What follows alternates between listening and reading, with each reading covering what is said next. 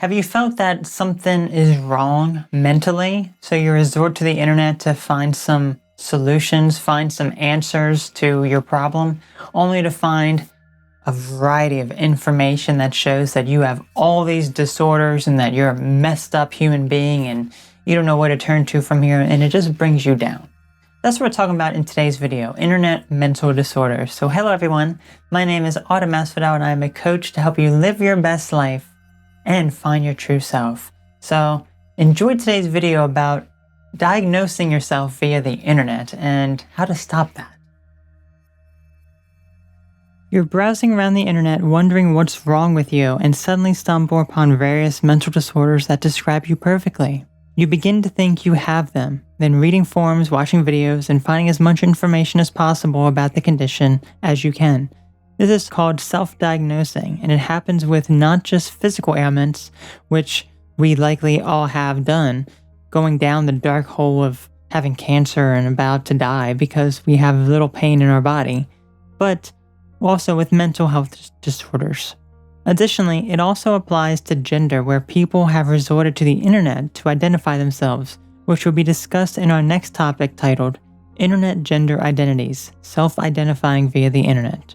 When we think there is something wrong, we often compare ourselves to others to gauge how different we actually are. This is dangerous since we are not like anyone else, as we are all unique individuals.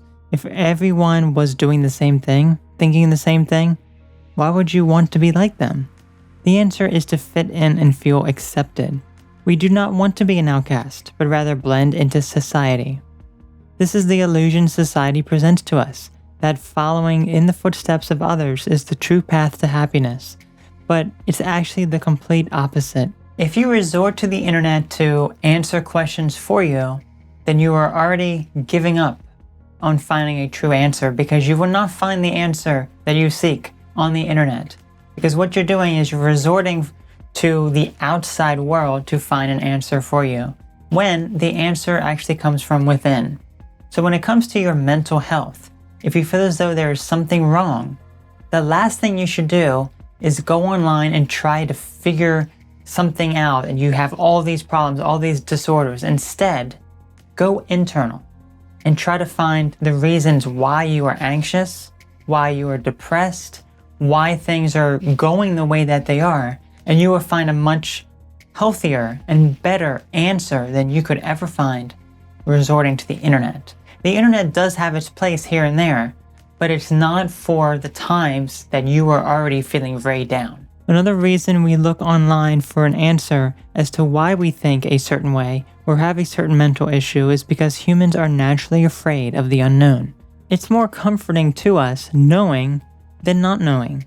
Even if the answer we are given or have found online is completely false, it's still better than not knowing at all.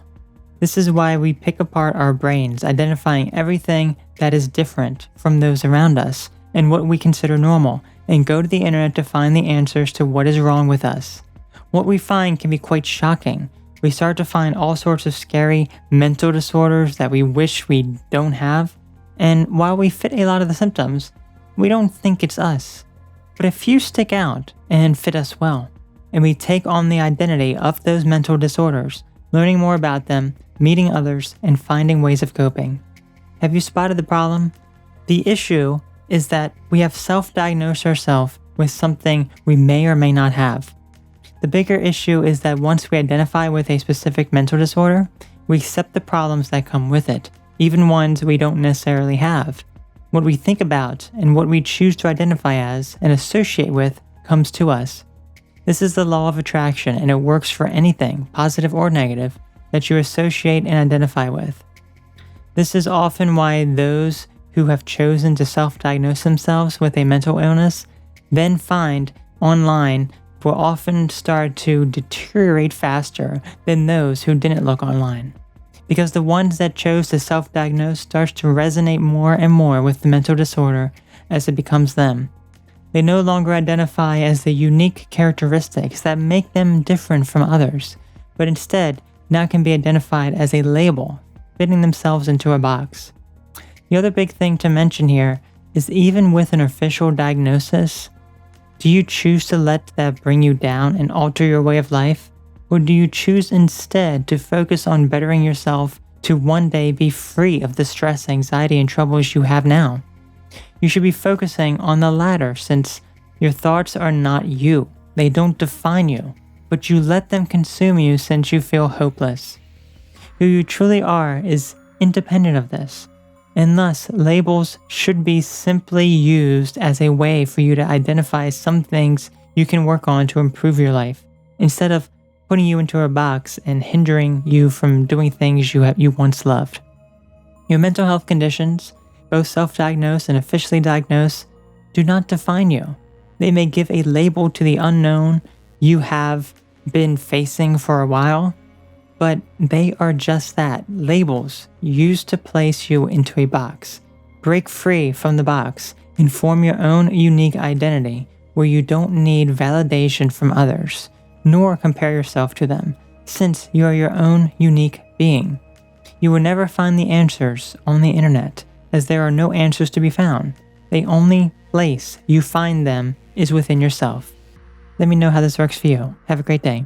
I grew up at a time, as did my parents, grandparents, and everyone else before them, that there was really no major access to the internet. It was much harder to actually see all this information online because it just didn't exist. And then even connecting to the internet was much harder with the dial-up service and the very slow speeds.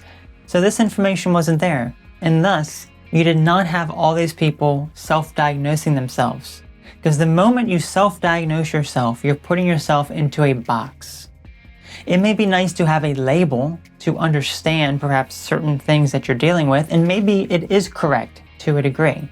But the problem is you're putting yourself into a box, and the information you find online will essentially tell you you have to be on medication, that there's no way to heal from this, and all this other stuff that is not the truth, that is not accurate. If information you find online, and even in, from some of these psychological books that have been heavily updated over the years, we'll find that these things just hinder you. They hinder your life.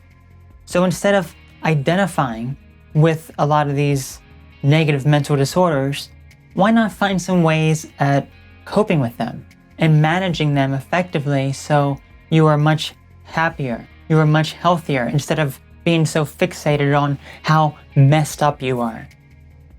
Be sure to check out the amazing merchandise over at Asphodel's shop for some inspiring designs. I'm sure you'll find some amazing things.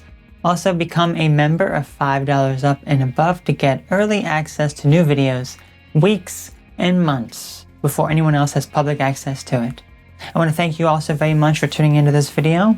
Let me know what your thoughts are when it comes to this. Let me know if you've resorted to the internet to find something wrong with you, whether it be physically, like a physical disorder, or even a mental one. I'm really curious to hear it and what you did to stop it. So I'm really curious to hear it. So you all take care, have a great one, and I'll catch you later. Bye-bye.